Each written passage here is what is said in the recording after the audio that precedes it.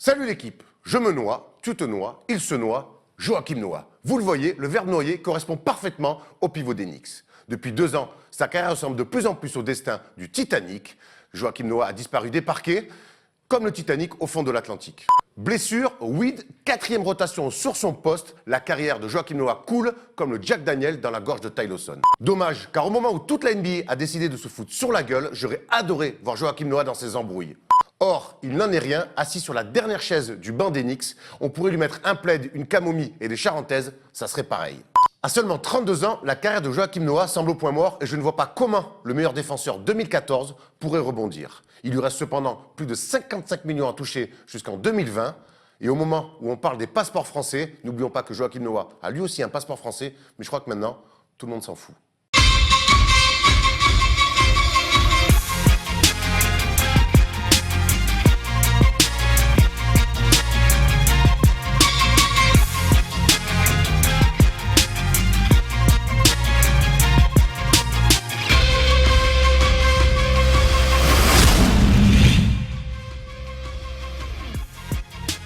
Salut l'équipe, on est jeudi. Le jeudi, c'est le First Day Show, le premier de l'année 2018 avec une équipe réduite, mais une très très forte équipe. À 3, Thomas, Stephen, parce que le 3-3 de toute façon est à la mode et on va vous régaler encore en 2018. Ça va Thomas? Ça va super, je suis très content de vous retrouver et pour un nouveau First Day Show. Ça fait 3 semaines qu'on l'a pas eu, je suis un peu en manque. C'est vrai, est-ce que tu es en manque de What's up Stephen Brun?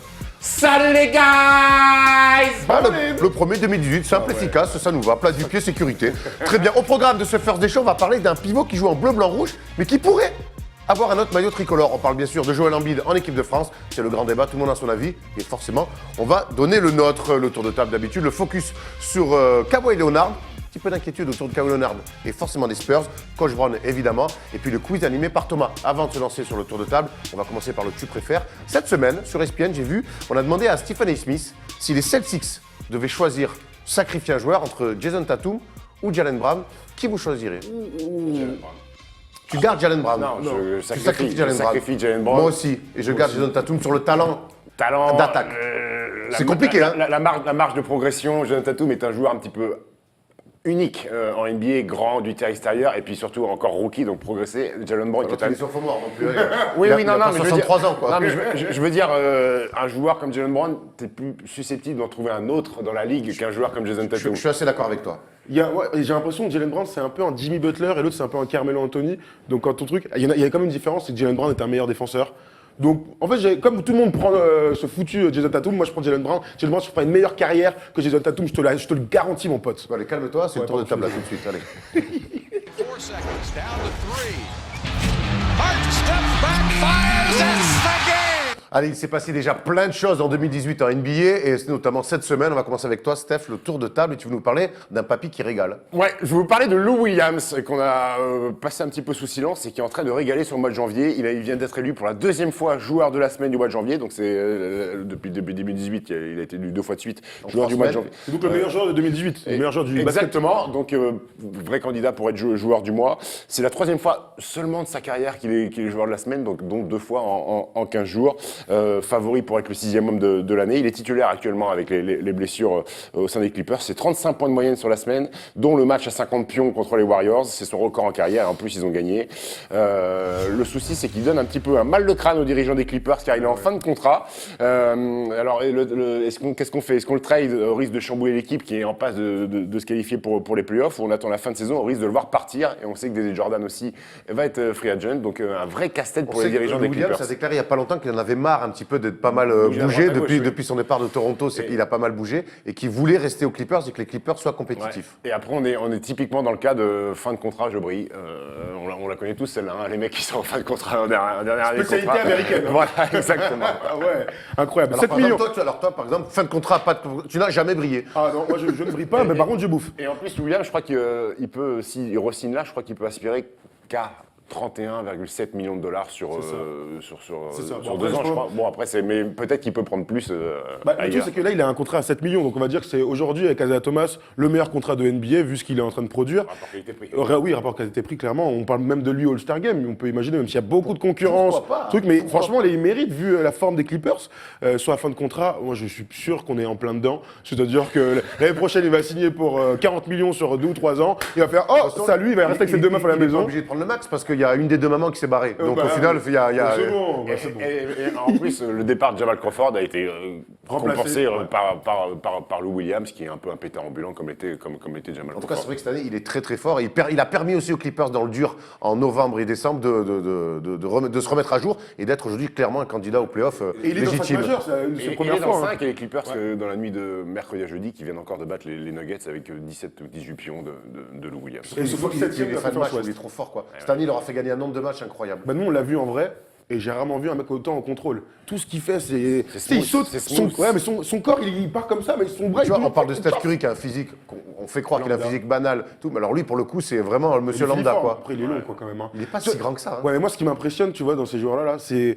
Il a jamais un tir normal. Tu vois, il est toujours en fade-away, décalé sur la déséquilibre gauche, et tout, déséquilibre, et il met dedans comme un cochon. Incroyable. Très très fort, Lou Williams. Très, très fort. Thomas, ton tour de table. Mon tour de table, c'est un autre gars qui a brillé cette semaine, et c'est un Français, Evan Fournier, les amis. Evan Fournier a battu son record en carrière avec 32 points. C'était des tongs, parce que j'attends que le tableau part contre les Timberwolves face à Jimmy Butler qui a déclaré Evan Fournier kick my ass. Donc il m'a botté le cul, j'adore. 32 points, 12 sur 22 au tir, 3 passes. Il est en train de réaliser sa meilleure saison en carrière, donc on se pose tous la question, est-ce qu'il va être transféré avant la deadline qui est en février? On se pose tous la question tout simplement parce que Evan Fournier, on connaît ses qualités, il va mettre dedans quoi qu'il arrive. Là, cette année, il est quand même à 46% au tir, dont un 39,6 à 3 points, donc 46, 40 et presque 90% au lancer franc, donc une saison très solide qui pourrait rendre des services dans beaucoup d'équipes. On parle de lui aux Pelicans, et moi, mine de rien, plus ça va... Détroit, c'est mort. hein. Oui, Détroit, c'est mort, Détroit, avec c'est Reggie plus Jackson possible, blessé. voilà. Donc, pourquoi pas aux Pelicans, sortie de banc, ce serait top pour lui. Hein. Qu'est-ce que vous en Ah, ça pensez, les pense, gars? voilà. Après, tout dépend ce que lui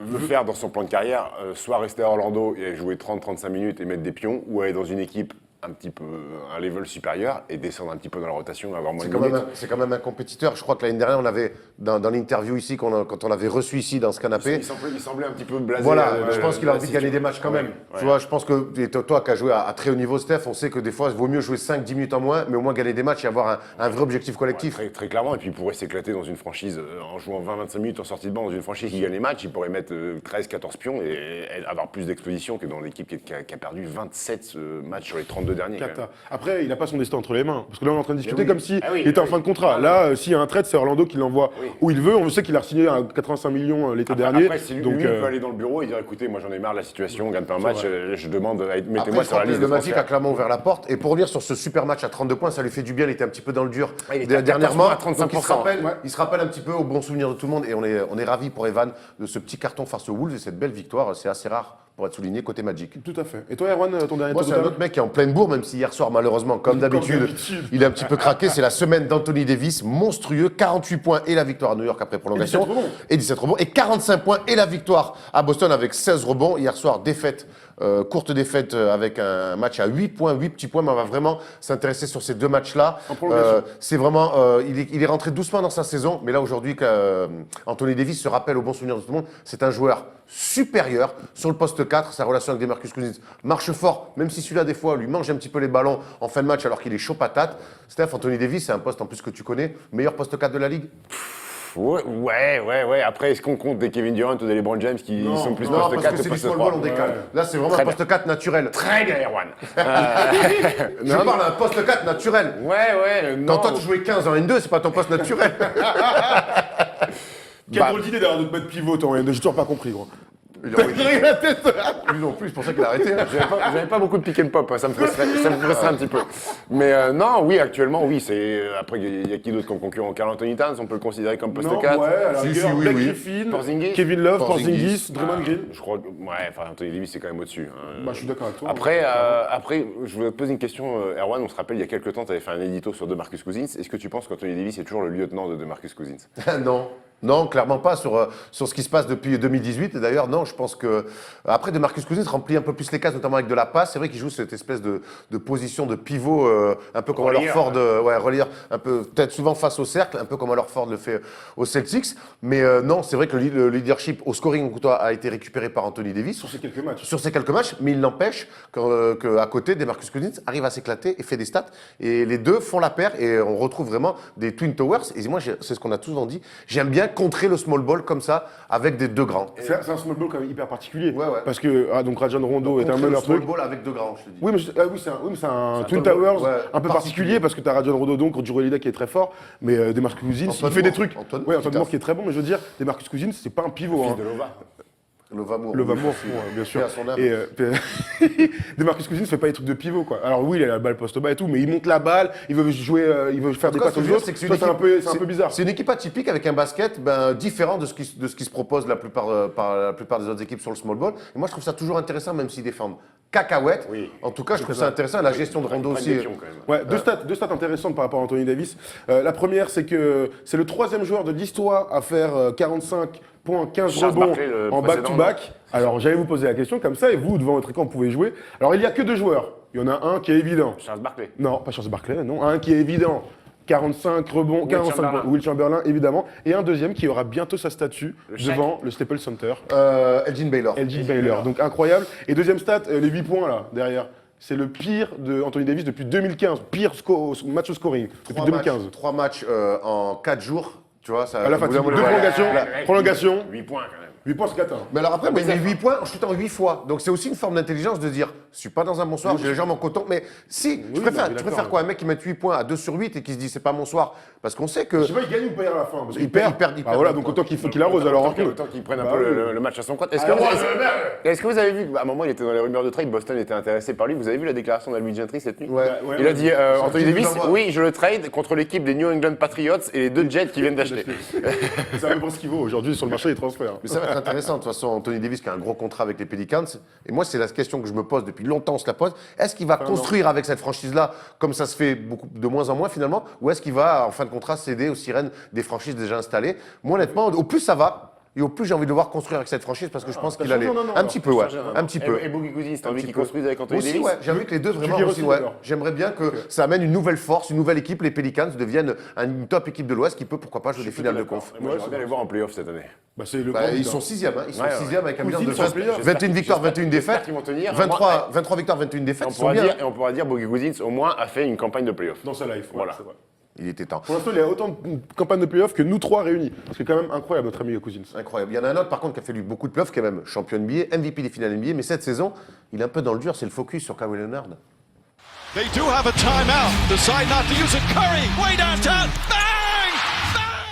La nouvelle est tombée hier soir et on a été un petit peu surpris et un petit peu inquiet aussi parce que Popovic en a remis une couche. C'est Kawhi Leonard qui rechute avec sa blessure au quadriceps droit. Voilà, Kawhi Leonard, c'est 9 matchs joués cette saison, 37 ratés. Alors, ce qui est bizarre, c'est que les Spurs sont 3e à l'Est avec un bilan de 30 victoires pour 16 défaites.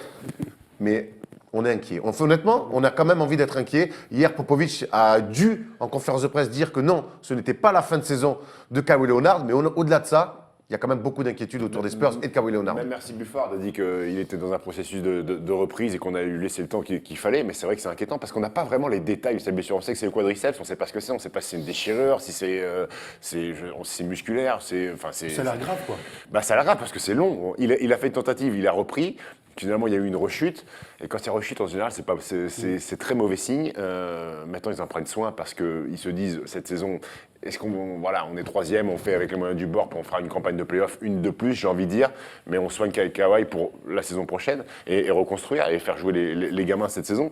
C'est inquiétant parce qu'on n'a pas l'habitude de voir ce genre de blessure à répétition sans avoir énormément de détails en plus. Dans le Martin Luther King Day, on a vu les Spurs perdre à Atlanta, on était ensemble, et on se disait que sans Kawhi Leonard, cette équipe manquait terriblement de caractère. Elle manque de caractère, elle manque de talent, mais elle est troisième de la conférence Ouest. C'est quand même, tu vois, Popovic était un gourou, on le dira jamais Merci assez. à Marcus Aldridge. Mais la Marcus Aldridge hier, là c'est quoi sur la saison des Spurs, Il a très mis bien. 37 hier, non? Il a mis 34, 38 peut-être, bon, bref, pas loin de 35. Donc 30 victoires, 16 défaites cette saison, ils sont 13e meilleure attaque au rating, 2e meilleure défense, c'est évidemment leur force, ils sont 5e meilleure défense sur le pourcentage de l'équipe adverse. Donc de toute manière, les Spurs sont des certitudes qu'aucune autre équipe, j'ai l'impression, collective, non. C'est-à-dire que tu peux, même nous, on pourrait être dans le 5 majeur, on pourrait peut-être gagner des matchs en NBA tellement le collectif est incroyable. Je ne suis pas convaincu, mais vous voyez l'idée, quoi.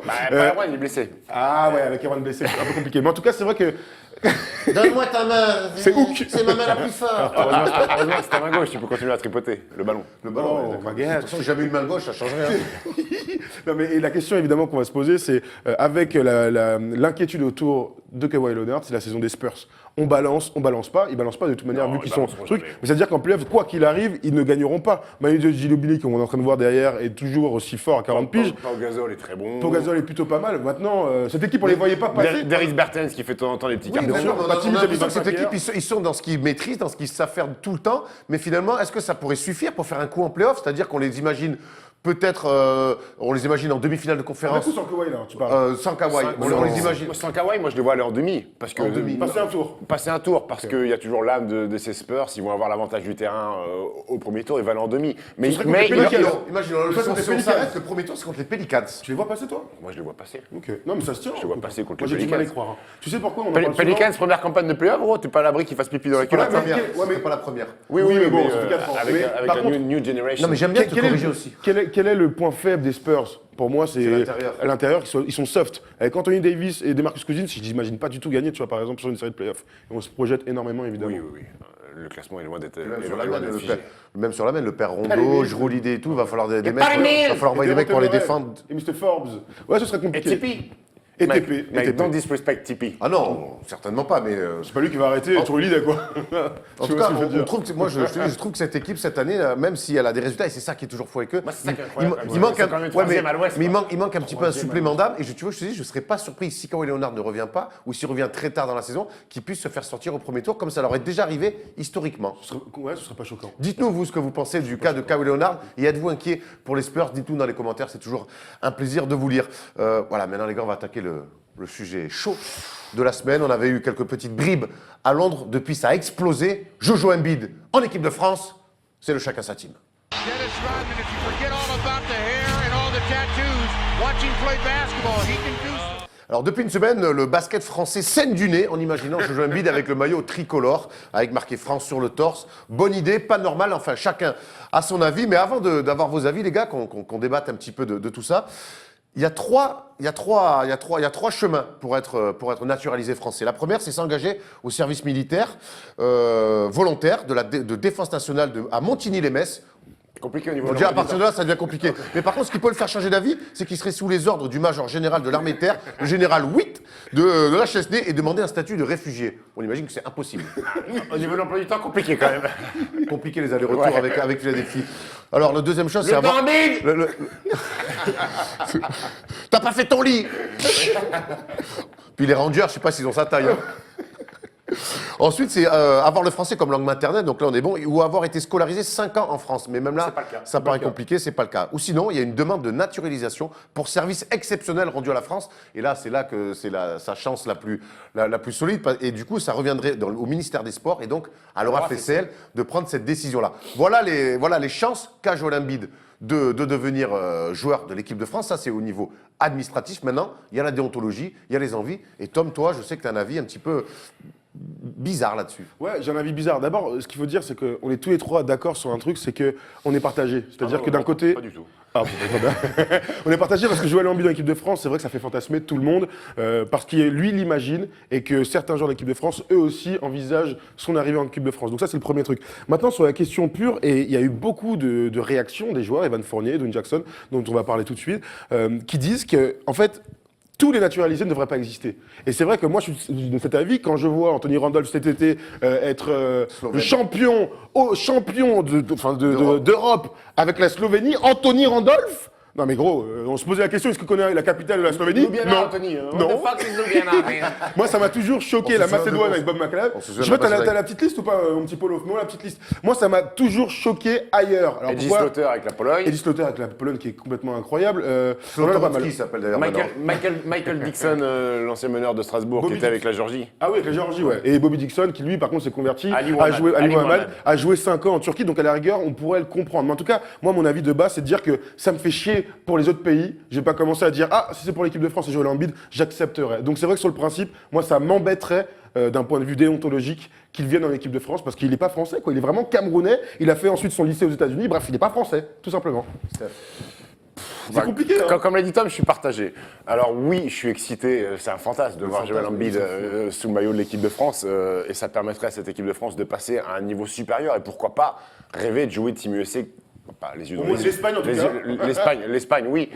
Botter le cul au phare Gasol et puis se retrouver dans une finale avec Team USA. Alors oui, c'est un fantasme de voir Joël Embiid sous le maillot de l'équipe de France.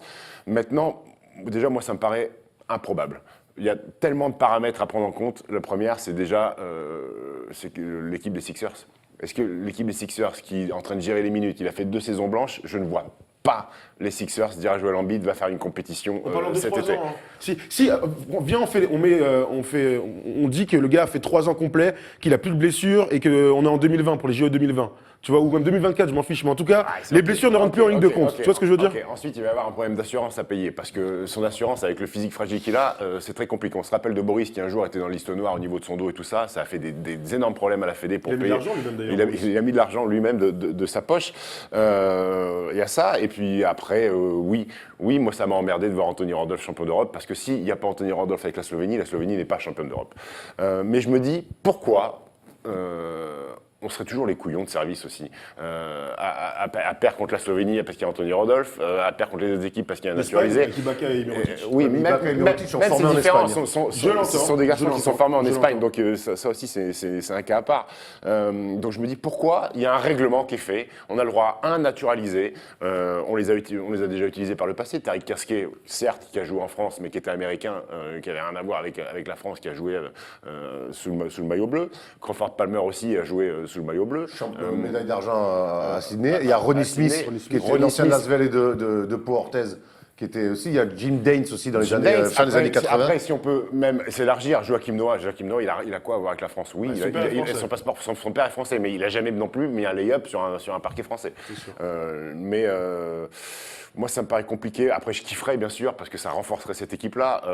Rudy Gobert, Joël Embiid, ça fait forcément une des plus belles raquettes, si ce n'est la meilleure raquette européenne de loin, parce que les phares Gasol sont vieillissants. Mais je comprends que Evan soit contre, je comprends On va qu'Edwin revenir justement soit contre. On va revenir sur Evan Fournier. Et on se rappelle qu'un garçon comme Milos Teodosic, pour qui la sélection serbe, et on sait que les Serbes ils sont quand même très fiers, avait dit un jour, si vous me ramenez un naturalisé dans l'équipe, je me barre, j'arrête plus jamais, je joue en équipe nationale.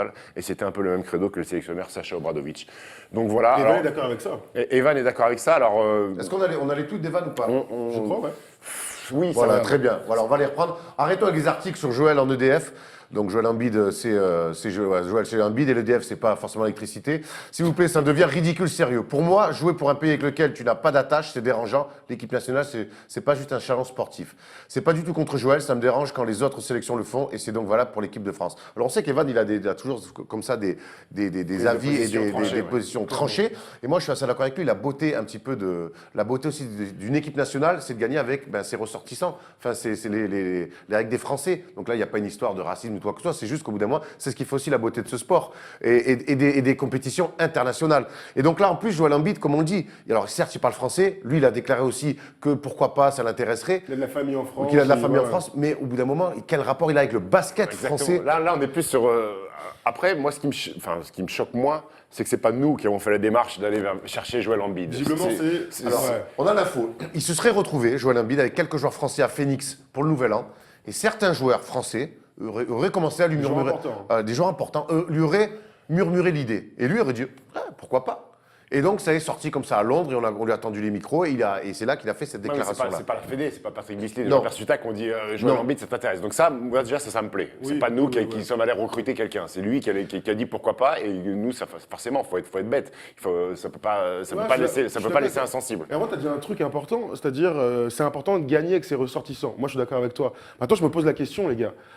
Entre sortir en quart de finale de chaque JO sans Joël Embiid avec tes et aller en ressortissants. finale avec Joël Embiid et de prendre une médaille d'argent au JO, mon cœur balance. Tu vois, c'est ça qui est très Moi, je compliqué. me pose la question, C'est ça qui est et si je peux, je la poserai à Evan. S'il a la possibilité un jour d'être médaillé olympique avec Joël Embiid dans son équipe, est-ce que quand il prendra la médaille autour du cou, il se dira « Ah, ça me fait chier d'être médaillé moi, je olympique crois parce qu'il y a Est-ce Joël que Embiid vous dans pensez l'équipe » je vais prendre nos cousins du handball. Est-ce que vous pensez que quand le Qatar fait finale de Coupe du Monde de handball, Non, ça, c'est avec pas vrai, un Qatari dans l'équipe, vous pensez que les mecs qui... Après, moi je pense que Catastrophe, ça. là on parle d'un joueur, certes, ça serait peut-être qu'un joueur, mais est-ce que c'est pas la porte après ouverte à tout et n'importe Je crois quoi? pas, parce qu'il y a un règlement qui fait que, regardez au rugby. Au rugby, c'est n'importe quoi. Il y a des joueurs néo-zélandais, australiens, parce qu'il y a une règle, parce que vous avez joué 5 ans au championnat, tu te trouves avec une Et équipe de d'ailleurs, France. il n'y a jamais eu autant de désamour, autant du 15 de France de rugby, c'est vrai. que depuis qu'on a mis les spelling, et le niveau est je sais pas quoi. dramatique.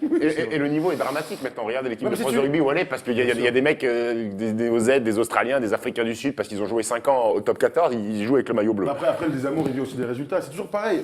C'est ça qui est très triste à dire, c'est que si l'équipe gagne, quelles que soient les personnalités dans l'équipe, on sera tous là à dire. Je peux te dire qu'ils seront à l'Elysée, et je peux te dire Voilà. qu'à l'Elysée, ils seront tous contents. Hein. Bah oui.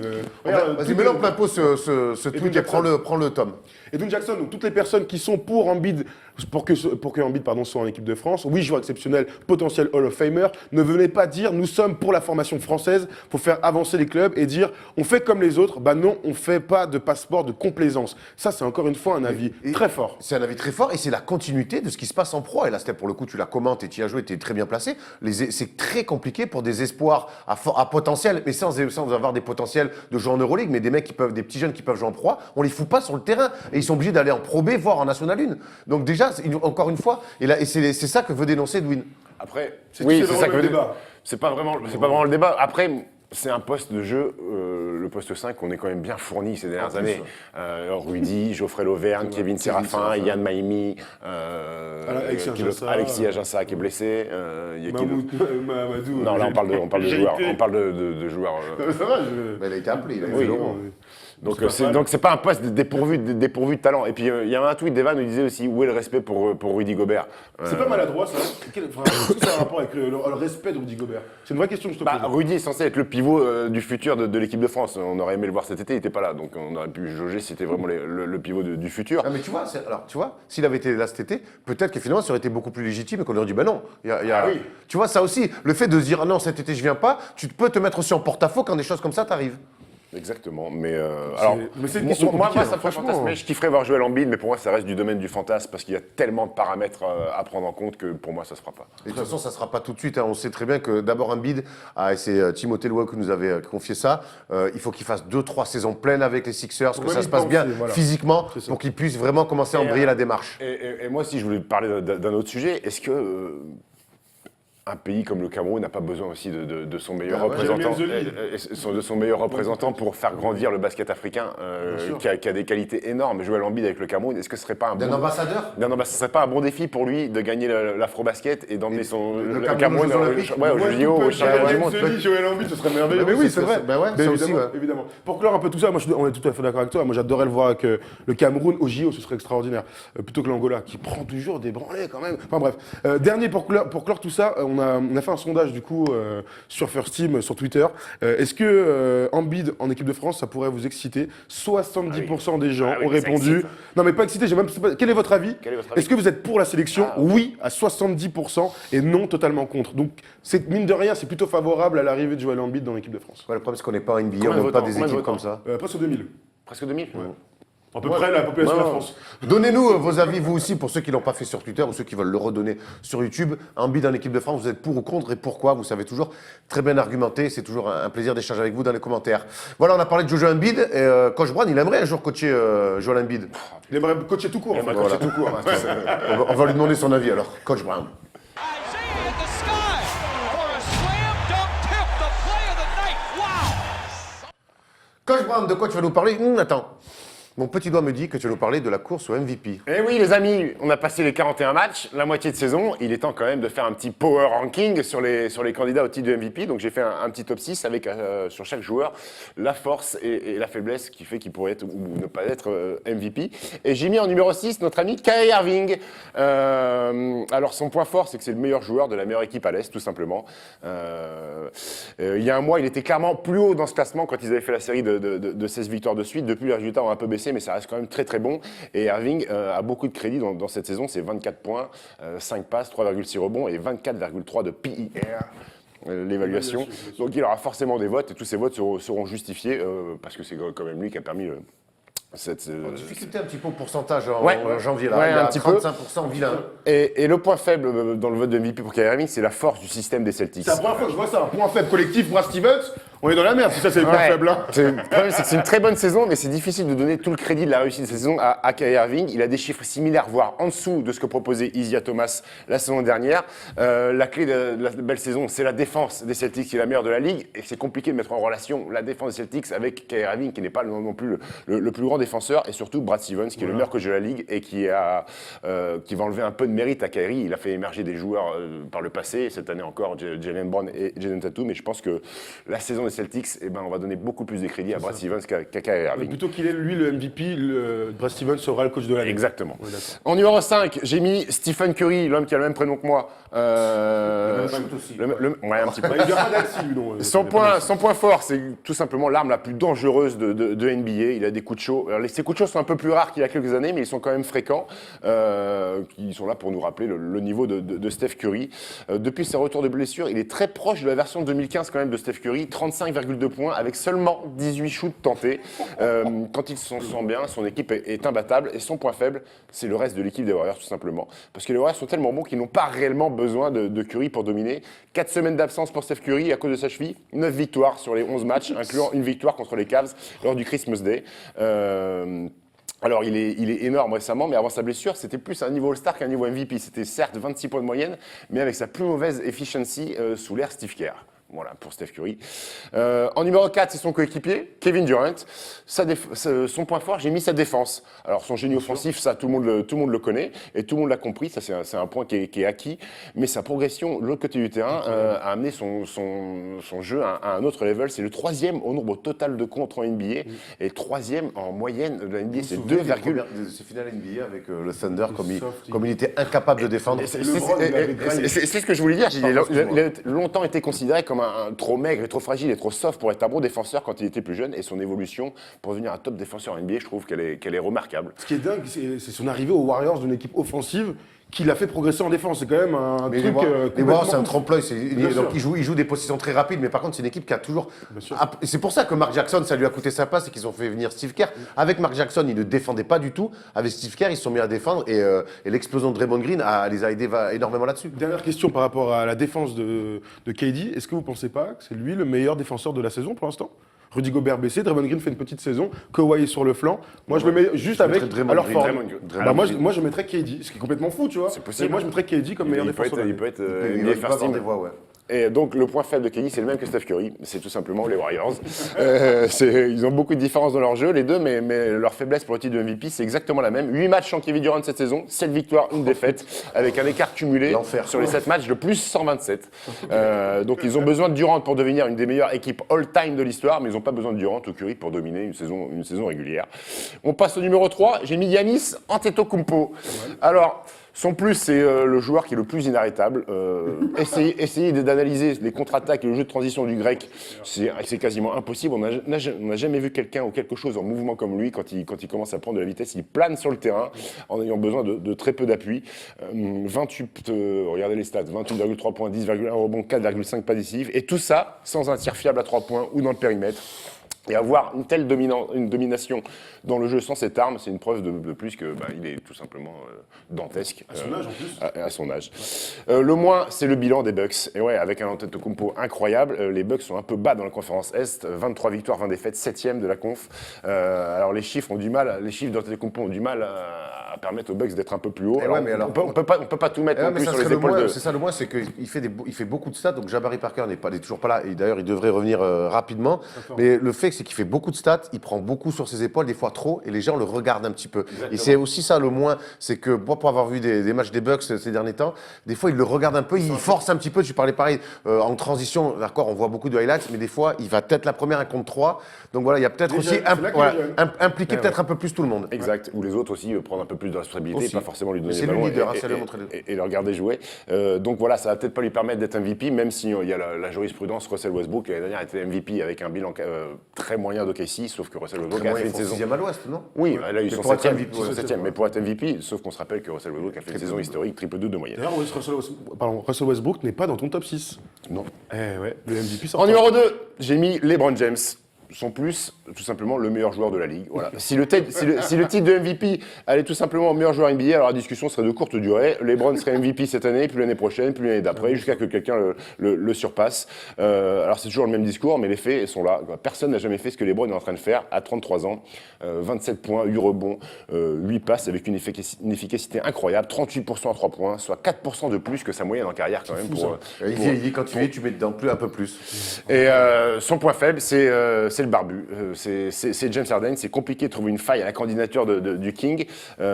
Ok, ses efforts défensifs sont parfois un petit peu sinusoïdales. Ok, Cleveland n'est pas aussi constant que les noms sur le roster pourraient montrer la domination des Cavs. Ça serait le favori ultime pour le titre de MVP s'il n'y avait pas un petit barbu dans le Texas. Et donc, vous l'avez bien compris, mon numéro 1 favori, c'est James Harden. Le plus, c'est tout simplement la meilleure saison. Harden, il est en train de réaliser l'une des plus belles saisons offensives qu'on ait jamais vues en NBA. Il est parti pour devenir le premier joueur de l'histoire à faire une saison à 32 points, 9 passes et 5 rebonds de moyenne. Et tous ces chiffres avec une efficacité extraordinaire. C'est le meilleur true shooting percentage de l'histoire parmi les joueurs qui prennent en moyenne 21 tirs par match. Donc là, c'est comparaison Jordan, Jabbar et Kobe Bryant quand même. Donc, Pas dégueu. Et Larry Bird. Richard Dacoury, non? Non. Le DAC. Il est également leader du BPM, c'est-à-dire le plus-minus en cumulé. C'est lui qui a le meilleur plus-minus. Premier au win share. Tu le connais, ce win share? Non, dis-moi, moi je veux savoir ce que c'est. Le win share, c'est C'est la transposition la du transposition joueur du joueur par rapport à ses coéquipiers. Parce que si ses coéquipiers avaient été au même niveau que James Harden en attaque ou en défense, eh ben tous les matchs auraient été gagnés en fait. Et surtout, ça te donne un indice, genre ton win share, toi t'es très très fort, James Harden, et ben ça va se traduire en victoire. Donc tu vas avoir plus 7 victoires sur une saison, tu peux être très très nul et avoir moins 10 victoires par contre. hein, tu Exactement. vois. Et il est également premier au Player Efficiency Rating, le fameux PER. Tout ça combiné au bilan des Rockets font que Harden est en pole position pour le trophée. Et le moins, ce sont sa blessure. C'est le plus gros obstacle. Et le seul qui se dresse entre Harden et LeBron, cette blessure à l'ischio gauche contractée le 31 décembre. Il doit être réévalué. Il va peut-être jouer ce soir dans la nuit de jeudi à vendredi. Questionable, ouais. Ouais, s'il revient uniquement après avoir loupé une dizaine de matchs, ce ne sera pas dramatique. Un MVP qui a loupé 10 matchs, c'est rare, mais on l'a déjà vu avec Iverson en 2001, qui avait loupé 11 matchs. Si par malheur il doit s'absenter près d'un mois, un peu plus d'un mois, ça deviendrait compliqué, quasi rédhibitoire, parce que le dernier MVP à avoir loupé plus de 11 matchs, c'était Bill Walton en 1978. Voilà, donc, Avec les Portland Trail Blazers. exactement. Donc Harden a beaucoup d'avance aujourd'hui, mais plus longtemps il sera out, et plus la course deviendra serrée entre lui et LeBron James. Ça fait 3 saisons, pas d'affilée, mais ça fait 3 saisons qu'il est dans la course au MVP, il finit 2e. Ce serait terrible ça qu'il serait rate terrible. le petit de MVP à cause de blessures. Ouais. Ce serait horrible pour On ne lui. serait pas le premier après. Hein. Non, c'est clair, c'est Et clair. vous les amis, vous êtes d'accord avec le Moi, classement? James Harden. Moi, sur l'ensemble de son œuvre aussi, parce qu'il y a la saison, même si là, on a vu qu'avec sa blessure, pour le coup, en plus, les Rockets sont un petit peu dans le dur et très tendus. Mais j'ai envie qu'ils reviennent vite, que les Rockets reprennent leur chemin qu'ils avaient avec James Harden. Et oui, j'ai envie de voir James Harden MVP. C'est comme l'année dernière, Russell Westbrook le méritait pour l'ensemble de son œuvre. Je crois qu'Harden, ça fait 3 saisons maintenant qu'il porte son équipe. Il a refait de Houston une équipe phare et potentiellement finaliste NBA. Donc oui, moi, clairement Harden. Moi, je suis d'accord avec toi, juste j'aurais mis KD à la place de Giannis. Parce que je crois que vraiment KD fait une saison des deux côtés du terrain comme on l'a jamais vu faire. Même quand il était MVP en 2014, il n'était pas aussi fort. Très bien, Thomas. Très bien, je me suis Dites-nous vous aussi en Bien sûr, commentaire bien quel sûr. classement, si vous êtes d'accord avec ce classement ou si Coach Brown c'est de la merde ou si. Et même, est-ce que certains d'entre vous mettent Russell Westbrook, le tenant du titre, dans le top 5? Ouais, très bien, tout à fait. Faites-vous Bon, plaisir. t'es prêt maintenant? C'est toi et moi. Quiz contre Thomas. Je vais te défoncer. Écartez les quiz. It's Lillard. He got the shot off. Alors messieurs, vu que c'est pas Erwan qui va présenter, c'est bien moi. Sulis, messieurs, il va dames. voir la Real, Ah, t'as vu Sulis, il va voir. Donc petit quiz, il va être très simple. Pour la première fois, j'ai fait un truc un peu imagé. Je sais pas pourquoi, j'avais envie. Il y aura évidemment Donc 8 joueurs à trouver, 8 photos avec des gens cachés, et ensuite un qui suis-je. Comme ça on est très simple. Je t'en régale. Alors mon polo soit bon. Il y a que ça, la monotonie, ça fait perdre l'amour. Ah ouais, pas de la routine, nous on n'est pas dans la routine. Alors vas-y mon polo, tu m'envoies la première photo. Qui est-ce? Kenyon Martin et Jason Kidd. Un partout. Jason Kidd, qui fait en norme, il est beaucoup ça plus va, grand. ça arrive, Kenyon je Martin, crois qu'il était dans le facilos, fond. facilos les amis. Deuxième photo, vas-y polo, un partout. Jojo White. Avery Johnson. Jojo White, le regretté, qui regretté vient Jojo de White. mourir. Jojo White, qui est 2 fois champion NBA dans les années 70 avec les Celtics, c'est Jared Havlicek et Dan Correns. Bien costaud. Ah ouais, Derrière, d'accord, meneur de t'as jeu. dit qui, toi Avery Johnson. Il n'a jamais joué là-bas. Il a jamais joué. Non, aux Spurs. Bon, je m'en vais, écoute. Ça fait donc 1 point pour Erwan, 2-1 pour Erwan face à Steph. Vas-y, Polo, Voilà. j'adore ce Il est jeu. bon ce jeu. Kyle Lowry. Non, Sergi Ibaka. non. Biombo, Biombo. Biombo. Nena, de Biombo. Nena. Ah, je savais que t'allais te faire avoir. Enfin, Bismack Biombo qui sera à Paris pour le quai 54 et peut-être qu'on va essayer de se mettre sur le canapé vert. Parfait, Bismack. Je suis sûr qu'il y a plein de trucs à dire. Notre ami Bismack, ça fait donc 3-1 pour monsieur Erwan Abotrel. On se fait un petit Bismack. Un petit Bismack. Vas-y, Polo, on va à la suite. Laurie Markkanen. Oui, 1 point, 3-2. Et le deuxième. Et Paul Zipser. Non, non, non, je sais qui c'est. Vas-y. McDermott. Non. Qui est Et pourquoi il y a deux? C'est pas, ils jouent pas dans la même équipe. Mais non, mais Bah, c'est c'est la des même époques année. différentes, pas années différentes. Laurie Markkanen à gauche, on ne montre pas Polo. John Qui Paxson. est à droite? Non. Qui est à droite un Jack jour- Henrich. Non, champion NBA. Champion NBA. John Butler. Faux. Champion NBA. Champion NBA Tony en Kukoc. 2008. Mais non, c'est En le cercle. 2008. Champion NBA en 2008 dans une autre franchise historique. Ah, je savais que j'allais vous avoir, je suis content. Champion Quel poste NBA. Poste 4. Poste 4. Pas, Ah, un, non. pas un grand talent. Attention. Champion NBA en 2008 avec les Boston Celtics. Très lourd ce plan. Brian Scalabrine. Brian Scalabrine, Erwan. Il régale. Mon hein. gars sûr. Incroyable, vous avez le même numéro. Et le même, Erwin. Les amis, le vlog de Londres va bientôt sortir et la face Brian Scalabrine et Erwan, elle est merveilleuse. Qu'est-ce qu'on avait rigolé, incroyable. Il n'arrive pas à dire tout simplement Erwan. C'est ça. En même temps, on ne peut pas lui en vouloir. Hein. Il vient de tellement loin pour essayer de dire Erwan. Enfin bref, ça fait donc 4-2. 4-2 pour Erwan. 4-2 Il y pour avait Erwan. 3-1, t'as trouvé Markkanen, je trouvais Scalabrine. On enchaîne mon polo? Allez, vas-y mon polo. Enchaîne mon pote. Envoie la prochaine photo qu'on se régale avec nos petits viewers. Comme ça, il n'y en a plus. Mais si, j'en ai encore là. J'ai l'impression Bah, Polo. qu'il y a un problème de communication. Mais mon polo, j'en avais encore plein. Coupé dans l'élan comme ça. Polo, j'en ai encore plein. Moi, j'en ai encore plein. T'as pas fait les autres. Eh ben non, parce qu'il y avait aussi Trevor Ariza. Trevor Ariza, Polo, Ça je suis sert à désolé. rien de dire, gardez Ah pour si, la je te le prochaine dis. fois. Trevor Ariza, j'avais aussi Jojo Jojo White. White. Bon, c'est pas grave, ça fait 4-2. Écoute, on va tout faire sur le qui Je suis un peu suis-je. déçu, je pensais qu'il y avait... Ah, mais moi aussi, j'en avais fait 8 et là, Je on pense a qu'il y aura une que. petite explication de test quand les caméras vont s'éteindre. Parce que là, on avait 4 photos, il y en avait 8. Mais c'est pas grave, c'est pas grave. Allons sur le qui suis-je. 4-2, on remet évidemment Bien tout sûr. sur la gagne. Vous êtes prêts, messieurs? Alors. Je suis né le 1er août 1968 à Pasadena, en Californie. Je suis un ancien joueur de basketball. Merci. Pardon. Je fais ma fac de 87 à 91 dans la fac de UNLV. 87-91. Je suis même... Larry Johnson. C'est faux. Greg Anthony. C'est faux. Oh la vache. Eh les gars, incroyable ce que vous venez de dire. Incroyable. Stacy Augmente. Oh l'enculé là. C'était le nom que j'allais balancer. Ah bâtard, je suis dégoûté. J'avais trop de trucs à lui dire. Ah, bravo Erwan. Plastic Man. Man. Plastic Man. Ah, c'était presque une Stacy égalité. Augmente. J'ai presque envie de te dire que ce qui suit, c'est presque Bah, une t'as dit égalité. le premier. Ah, je suis dégoûté. C'est pas grave. En tout cas, j'allais dire qu'il a été drafté à la 9e position en 91 par Atlanta, qui fait 4 bonnes saisons. Puis ensuite, il est transféré à Détroit. Et là, patatras jusqu'en 2006. Il va être un peu de journeyman. Il fera évidemment la finale de conférence avec Portland et donc Scottie Pippen et Sabonis, Rachid, Stoudemire. Rachid Wallace et ainsi de suite face à Kobe, le Cross et le Shaq et tout ça. Et mon surnom, évidemment, c'est Plastic Man. J'avais plein de trucs à dire. Il est aussi champion, médaille de bronze olympique en 88. Enfin, j'avais plein de trucs à dire. Tu m'as C'est niqué. vrai, Je suis dégoûté. C'est vrai qu'il perd avec David Robinson. Exactement. Il est dans l'équipe avec David Ah, je suis Robinson. dégoûté. Bravo, Ah, Stacy ça, c'est Augmente. bon, t'es Eh, tombé. j'en ai mis un de votre génération, c'est pour vous régaler. C'était à la maison, c'était à la Ah, maison. bravo, Mais bravo. cette génération du NLV, elle était incroyable. Cette équipe de Incroyable, ghetto incroyable. fou là. Eh, vous savez que là, quand vous avez dit les 3-1, je me suis mis, ils vont pas le trouver direct, je suis dégoûté. Enfin, bref, en tout cas, c'était une régalade. Je suis très content de mon petit quiz. On le refera, C'est on refera les photos, Oh, c'était les cool. photos, faut le refaire. C'est On va bien, le mais ça refaire. mérite un petit peu plus long. Ah bah, on verra ça avec Polo. Ah, Polo.